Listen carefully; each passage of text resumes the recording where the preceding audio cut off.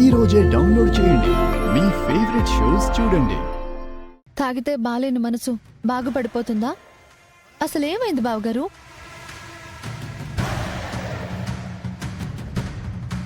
నా లైఫ్ ఏంటో నాకే అర్థం కావడం లేదు. అనన్యతో ఇష్టం లేని జీవితాన్ని మళ్ళీ కొనసాగించాలని అమ్మ అంటోంది శరణ్య.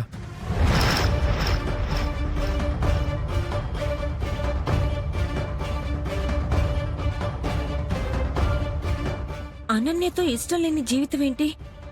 తాళి కట్టింది ప్రీతి మెడలోనే కాదు, అనన్య మెడలో కూడా కట్టావు. తను కూడా నీ భార్య కదా అని ఆ రాక్షసికి కూడా న్యాయం చేయాలని ఎమోషనల్ గా నన్ను ఒప్పించే ప్రయత్నం చేస్తోంది.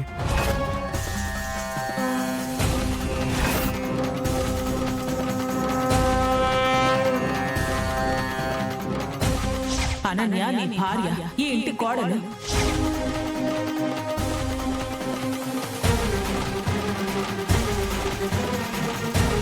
అనన్యని దూరం పెట్టుకున్నానా?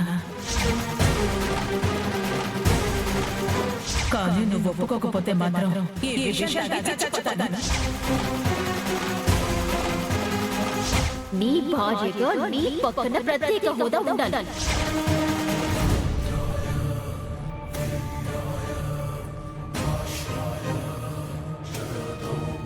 ఏంటిది? నేను వింటుందంతా నిజమేనా? ఈ పరిస్థితుల్లో నేను ఎలా శరణ్య ఆ కల్ప్రిట్ రాక్షసుతో కలిసి భర్తగా ఫోటో దిగాలి?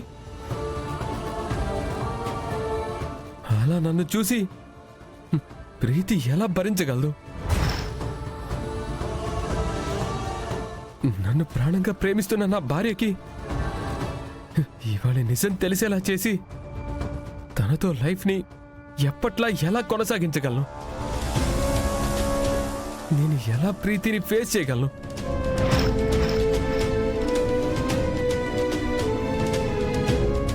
అది నా వల్ల కాదు శరణ్య, నా వల్ల కాదు.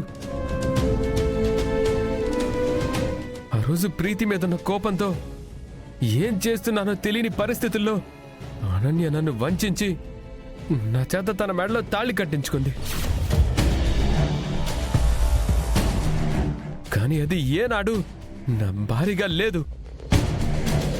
కానీ ప్రీతి ఇవాళ తప్పు తెలుసుకొని వచ్చి నేనే ప్రపంచంగా, ఈ కుటుంబమే సర్వస్వంగా బ్రతుకుతుంది. అలాంటి తనకి అన్యాయం చేయడం నా వల్ల కావట్లేదు.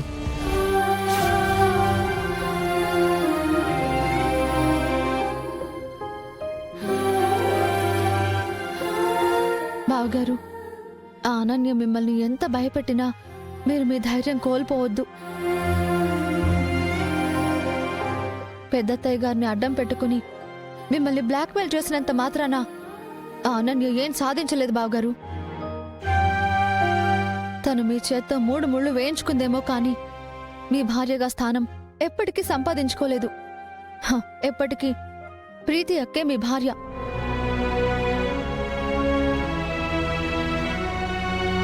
ప్రీతి అక్కని దాటి ఆ అనన్య మీ జీవితంలోకి ఎప్పటికీ రాలేదు.